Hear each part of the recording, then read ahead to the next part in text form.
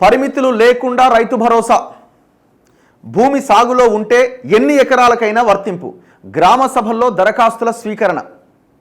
మంత్రివర్గ ఉపసంఘం సిఫారసులు. 14వ తేదీ నుంచి ఆర్థిక సహాయం పంపిణీ. 68 లక్షల మంది లబ్ధి పొందే అవకాశం. నాకు 100 ఎకరాలు ఉంది, నాకు 50 ఎకరాలు ఉంది, పొలం వేసిన, వ్యవసాయం చేస్తున్న, పంట సాగు చేసిన, నాకు రైతు బంధు వస్తుంది. 50 ఎకరాలు ఇంటూ 7,500, ఇంకో సీజన్కి 50 ఇంటూ 7,500 మొత్తం వచ్చి అకౌంట్లో పడతాయి.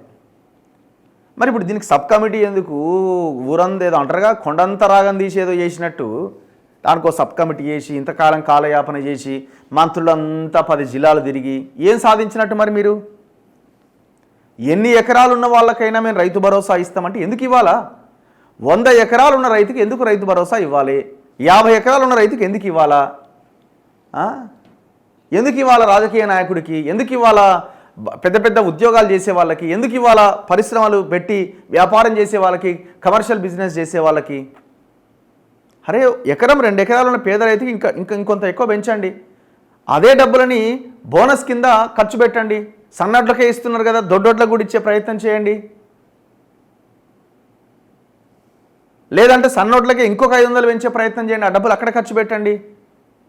పంట నష్టపోయిన రైతులకు పంటల బీమా పెంచే ప్రయత్నం చేయండి. అరే, ఇన్ని పనిముట్ల మీద, పరికరాల మీద సబ్సిడీ ఇవ్వండి. కొండంత రాగం తీసి ఏదో చేసినట్టు పరిమితులు లేకుండా రైతు భరోసా అంటే ఇవాళ 90% పైగా రైతులు ఎకరం నుంచి 5 ఎకరాలు ఉన్న రైతులే ఉన్నారు. 5 నుంచి 10 ఎకరాలు ఉన్న వాళ్ళకి ఇంకొక 7-8% ఉంటారు. అంటే దాదాపు 97-98% అంతా ఈ 10 ఎకరాల లోపున రైతులే ఉన్నారు. వాళ్ళకి ఇచ్చేయండి. మరి ఇప్పుడు ఏంది మీరు ఇలా తగ్గించేది ఏందన్నట్టు లెక్క? ఎలాంటి పరిమితులు లేవంటే ఎట్లా? ఇప్పుడు 100 ఎకరాలు 50 ఎకరాలు ఉన్న రైతు ఆయన ఏమో అమెరికాలో ఉంటాడు, లేకపోతే ఆయన రాజకీయం చేసుకుంటాడు, లేకపోతే ఇండస్ట్రీ పెట్టి ఆయన కమర్షియల్ బిజినెస్ చేస్తుంటాడు. ఆయన ఎవరికో కౌలుకి ఇస్తాడు. మరి ఎవరు అకౌంట్లో వేస్తారు? అది ఎవరు సాగు చేస్తారు? కౌలు రైతులు సాగు చేస్తారు. మరి కౌలు రైతులకి ఏది? అదేదో ఆ కౌలు రైతులకి ఇవ్వచ్చు కదా. గ్రామ సభలు పెట్టి ఎవరి భూమి సాగు చేస్తున్నారు, కౌలుకు తీసుకున్నారా, లేదు యజమాని సాగు చేస్తున్నాడా? సంక్రాంతి నుంచి అమలు చేయబోతున్న రైతు భరోసా పథకాన్ని పంటలు సాగు చేసే రైతులందరికీ వర్తింపజేయాలంటూ రాష్ట్ర ప్రభుత్వానికి సిఫారసు చేయాలని మంత్రివర్గ ఉపసంఘం నిర్ణయించింది. ఎన్ని ఎకరాలైనా ఇవ్వాలని, ఎవరికీ భూ పరిమితి పెట్టకూడదని, ఆదాయ పన్ను చెల్లించే వారికి కూడా ఆర్థిక సహాయం అందించాలని అభిప్రాయపడింది. యాసంగిలో 80 లక్షల ఎకరాల్లో రైతులు పంటలను సాగు చేస్తున్నారు. గత వానాకాలంలో పత్తి వేసిన 40 లక్షల ఎకరాలు కలిపి మొత్తం 1,20,00,000 ఎకరాలకు పథకం అమలు చేయాలని సూచించింది. పథకం కోసం గ్రామ సభల్లో రైతుల దగ్గర నుంచి దరఖాస్తులు తీసుకోవాలి అని కోరింది. అధికారుల సర్వే, శాటిలైట్ మ్యాపింగ్ ద్వారా సాగు భూములు గుర్తించేందుకు అనుమతించింది. వ్యవసాయేతర భూములను పథకం నుంచి మినహాయించాలి అన్నది. రైతు భరోసా పైన గురువారం సచివాలయంలో ఉప ముఖ్యమంత్రి భట్టి విక్రమార్క అధ్యక్షతన నిర్వహించిన మంత్రివర్గ ఉపసంఘం సమావేశంలో ఈ మేరకు సూత్రప్రాయ నిర్ణయం తీసుకున్నారు. వ్యవసాయేతర భూములు వాటిని మినహాయించాలంటున్నారు. అంటే మీరు ఏం చేస్తారు? గతంలో కేసీఆర్ ఆ గుట్టలకి, పుట్టలకి, రోడ్లకి దాన్ని కొంత సార్ట్అవుట్ చేసి దాన్ని ఆ లెక్కలు తీసి వాళ్ళకి ఇవ్వరు, మిగతా మొత్తానికి ఇస్తారు. దీనివల్ల ఎంత మిగులుతుంది? ఇది చేయడానికి అసలు మీరు ఈ మంత్రులంతా 10 జిల్లాలు తిరిగిన దానికి ఎంత ఖర్చు అయింది లెక్క చెప్పరు ఫస్ట్. మంత్రులంతా జిల్లా తిరగడానికి ఎంత ఖర్చు అయింది? నేను అనుకోవడం 100% కోట్ల రూపాయల ఖర్చే అవుతుంది. అంతే కదా. అంత ఈజీగా ఏది ఉత్తగానే కాదు కదా. మీ బిల్లులు, మీ కథ లెక్క వ్యవహారం ఎవరికి తెలియదు. ఉపసంఘం సభ్యులైన మంత్రులు తుమ్మల నాగేశ్వరరావు, పొంగులేటి శ్రీనివాసరెడ్డి, శ్రీధర్ బాబులతో పాటు రోడ్లు భవనాల శాఖ మంత్రి కోమటిరెడ్డి వెంకటరెడ్డి, ఆర్థిక శాఖ ప్రత్యేక ప్రధాన కార్యదర్శి రామకృష్ణారావు, వ్యవసాయ శాఖ కార్యదర్శి రఘునందన్ రావు, సంచాలకుడు గోపి, ఇతర అధికారులు పాల్గొన్నారు. పథకం అమలుపైన సమావేశంలో విస్తృతంగా చర్చ జరిగింది. పరిమితి లేకుండా సహాయం పైన మంత్రులు ఏకాభిప్రాయం. ఎకరాల పరిమితి లేకుండా పంటలు వేసే వారందరికీ రైతు భరోసా అందించాలి అనే అంశంపై సమావేశంలో మంత్రుల్లో ఏకాభిప్రాయం వ్యక్తమైంది. యాసంగిలో 80 లక్షల ఎకరాల్లో పంటలు సాగవుతాయని అధికారులు తెలిపారు. వానాకాలంలో వేసిన 40 లక్షల ఎకరాల పత్తి ఇంకా ఉందని చెప్పారు. సాగు భూముల నిర్ధారణకు ఉపగ్రహం అంటే శాటిలైట్ పరిజ్ఞానం వినియోగిస్తున్నామని, పత్తి పొలాలు సైతం సాగు ప్రాంతాలుగా కనిపిస్తాయని వివరించారు. వరి వేయని చోట రైతులు పిల్లి పెసర, జనుము వంటి వాటిని వేస్తారు. దానిపైన భట్టి మంత్రులు స్పందిస్తూ ఏ పంట ఉన్నా శాటిలైట్ సర్వే ప్రాతిపదికన మొత్తం 1,20,00,000 ఎకరాలకు పథకం వర్తింపజేయాలని సూచించారు. ఈ లెక్కన 68 లక్షల మంది రైతులు లబ్ధి పొందే వీలుందని అధికారులు చెప్పారు. నాలా భూముల కొద్దు నగరాలు పట్టణాల్లో వేల ఎకరాలు వ్యవసాయేతర కేటగిరీకి మారిన పాస్బుక్కుల్లో వ్యవసాయ భూముల కేటగిరీలోనే ఉన్నాయని అధికారులు తెలిపారు. దీంతో పాస్ పుస్తకాల నుంచి నాలా భూములన్నింటినీ తొలగించాలని, పథకం నుంచి మినహాయించాలని ఉపసంఘం ఆదేశించింది.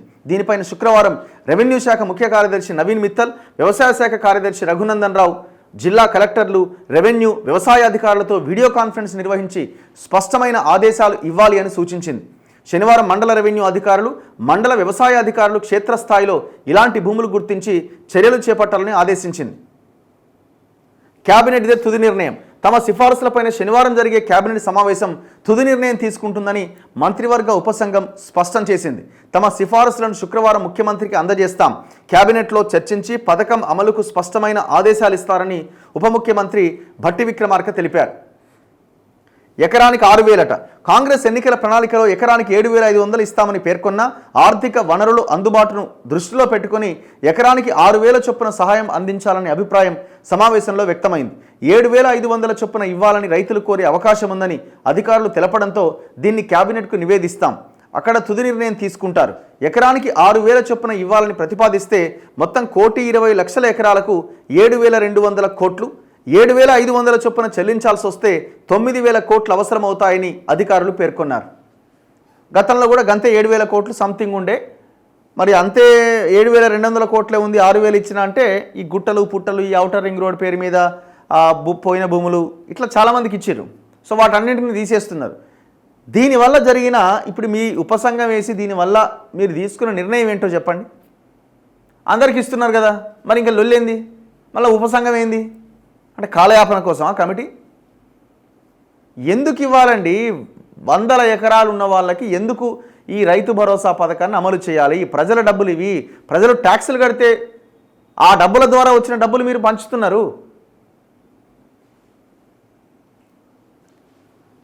దరఖాస్తుల స్వీకరణ వాస్తవ అర్హుల సంఖ్యను తేల్చేందుకు వీలుగా దరఖాస్తులు స్వీకరించాలని మంత్రివర్గ ఉపసంఘం అభిప్రాయపడింది. ప్రతి మండలంలో ఈ నెల 5, 6, 7 తేదీల్లో గ్రామ సభ నిర్వహించి దరఖాస్తులు ఆహ్వానించాలని అభిప్రాయపడింది. పథకం పైన గ్రామాల్లో విస్తృత ప్రచారం నిర్వహించాలి. సంక్రాంతి రోజున మండలానికో గ్రామంలో భారీ ఎత్తున చెక్కుల పంపిణీ కార్యక్రమం చేపట్టాలని ప్రతిపాదించిందట. సరే, మీరు అప్లికేషన్స్ తీసుకోవడంలో తప్పేం లేదు, తీసుకోండి. కానీ మీరు అసలు బేసిక్ పాయింట్నే పక్కన పెట్టేశారు. అందరికీ రైతు భరోసా అని ముందు పెట్టి అసలైన చర్చ జరిగే పాయింట్నే పక్కన పెట్టేసి అందరికీ అని కథం పట్టించిన వ్యవహారాన్ని. ఆంక్షలు లేని భరోసా, ఎకరాల పరిమితి లేదు, ఐటీ చెల్లింపుదారులకు వర్తింపు. లాస్ట్ పేపర్లో మనం దీన్ని డీటెయిల్డ్గా డిస్కస్ చేసినాం. కొండంత రాగం తీసి ఏదో చేసినట్టు ఈ వ్యవహారం కనిపిస్తున్నది. ఆంక్షలు పెట్టాలి, కండిషన్స్ పెట్టాలి అని మనం ముందు నుంచి అడుగుతున్నాం. తెలంగాణ ప్రజలు కూడా అడుగుతున్నారు. వీళ్ళ ఆంక్షలు ఏదో చేస్తామని చెప్పి చిన్న దాని దగ్గరే క్లోజ్ చేసి పడేసారు. ఏం ఆంక్షలు? రాళ్ళు, రప్పలు, కొండలు, గుట్టలున్న భూములకు మాత్రమే బంద్, మిగతా అన్ని భూములకి ఇవ్వబోతున్నారనమాట. పంటలు వేసిన రైతులకే పథకం 14వ తేదీ నుంచి జమ. భరోసా కోసం అన్నదాతలు దరఖాస్తు చేసుకోవాల్సిందే. పంటలు వేసినట్లు ధృవీకరించుకున్న తర్వాతే చెల్లింపులు.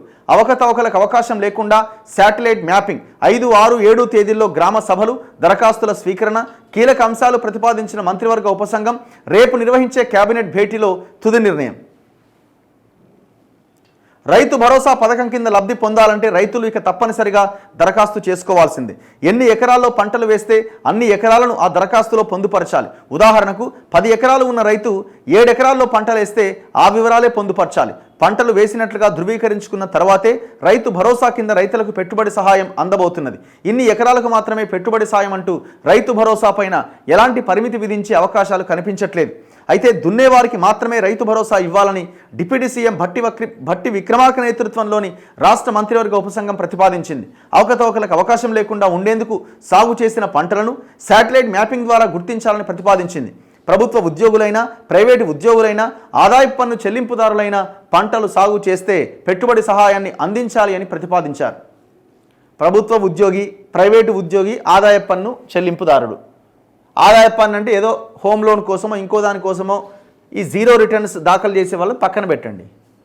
పెద్ద పెద్ద పారిశ్రామికవేత్తలు, బడా రియల్ ఎస్టేట్ వ్యాపారులు, రాజకీయ నాయకులు, ఇవన్నీ వీళ్ళు లక్షల ఐటీ కడతారు కదా, మరి వీళ్ళకు 50 ఎకరాలు ఉంటే వాళ్ళకు కూడా ఇచ్చేస్తారా? అరే ఇదే కదా లొల్లంతా ఇక్కడే కదా. దాదాపు 6 నుంచి 700 కోట్ల రూపాయలు ఇట్లాంటి వాళ్ళకే పోతున్నదని కదా లెక్క. మీరు ఇంకా ఈ రేటు పెంచుతున్నారు కాబట్టి దాదాపు 1000 కోట్లు పోతుంది. మీరు ఎంతసేపు ఏం చెప్తున్నారు? వ్యవసాయం చేయని భూములకు ఇవ్వమంటున్నారు. వ్యవసాయం చేసే భూములు కూడా 100 ఎకరాలు, 10ల సంఖ్యలో ఎకరాలు ఉన్న భూములకు ఎందుకు ఇవ్వాలి అనేది మా ప్రశ్న. ఇది ప్రజల సొమ్ము. ప్రజలు కష్టపడి ట్యాక్సులు కడితే ఇచ్చే వస్తున్న సొమ్ముని మీరు ఇష్టం వచ్చినట్టుగా అనర్హులకు ఇస్తే ఎట్లా? మీ ఓట్ల కోసం, మీ రాజకీయం కోసం. అవతల ఉన్నోడు రాజకీయం చేస్తూనే ఉంటాడు. నేను అందరికి ఇచ్చిన, నువ్వు కూడా అందరికి ఇవ్వాలంటూనే ఉంటాడు. ఎందుకు ఇవ్వాలా? ఇదే డబ్బులని, ఆ మిగిలిన డబ్బులని పంట బీమా కోసం అదే రైతులకు ఖర్చు పెట్టండి. ఇదే డబ్బులని బోనస్ ఇవ్వడానికి ప్రయత్నం చేయండి. ఈ ప్రయత్నం మనం చెయ్యం. ఏడ ఓట్లు పోతాయో, ఏడ ఇబ్బంది అయిద్దో. మరి ఇప్పుడు ఎవరికి కట్టబెడతారు? ఈ 100 ఎకరాలు ఎవరికి ఉన్నాయి? ఎస్సీ ఎస్టీ బీసీల చేతిలో ఇంత పెద్ద ఎత్తున భూములు లేవు. 98% భూములు కేవలం 10 ఎకరాల లోపున్న రైతులకే ఉన్నాయి. మరి ఆ 1-2% రైతులకు ఎందుకు ఇవ్వాలా? ఇప్పుడు పంట సాగు చేసే వాళ్ళు అంటే, ఇప్పుడు ఆయన అయితే సాగు చేయడు కదా. పెద్ద వ్యాపారం చేసేవాళ్ళు ఉన్న భూమిలో 20-30 ఎకరాల్లో ఆయన సాగు చేస్తాడా? కౌలు రైతుకి ఇస్తాడు. మరి మీ శాటిలైట్ మ్యాప్లో మీరు అధికారులు ఇచ్చే దాంట్లో సాగు చేసినట్టుగానే ఉంటుంది.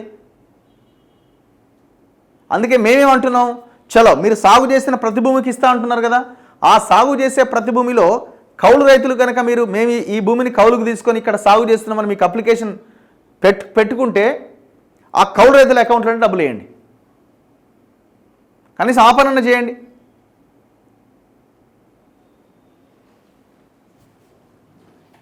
వీళ్ళు మరి జిల్లా తిరిగి, ఉమ్మడి 10 జిల్లాలు తిరిగి మరి ఏం సాధించినట్టు, ఏం నిర్ణయం తీసుకున్నట్టు? మీరు మళ్ళీ ఇప్పుడు 6,000 రూపాయలు కనుక ఇస్తే, ఇప్పుడు వీళ్ళు 7,500 ఇస్తాం అనుకున్నారు, కానీ ఇబ్బందులు ఉన్నాయి కాబట్టి 6,000 రూపాయలు ఈ సీజన్కి ఇస్తాం అనుకుంటున్నారట. 6,000 ఇచ్చినా వీళ్ళు చెప్తున్న లెక్క ప్రకారం దాదాపు 7,200 కోట్లు కావాలా. ఒకవేళ 7,500 ఇస్తే 10,000 కోట్లు ఏమవుతుంది? మరి ఇక తగ్గింది ఏడుందిడా? తగ్గింది ఏంది అంటే, వ్యవసాయం చేయని భూములకు కూడా గతంలో ఇచ్చారు కాబట్టి అది తగ్గుతుంది.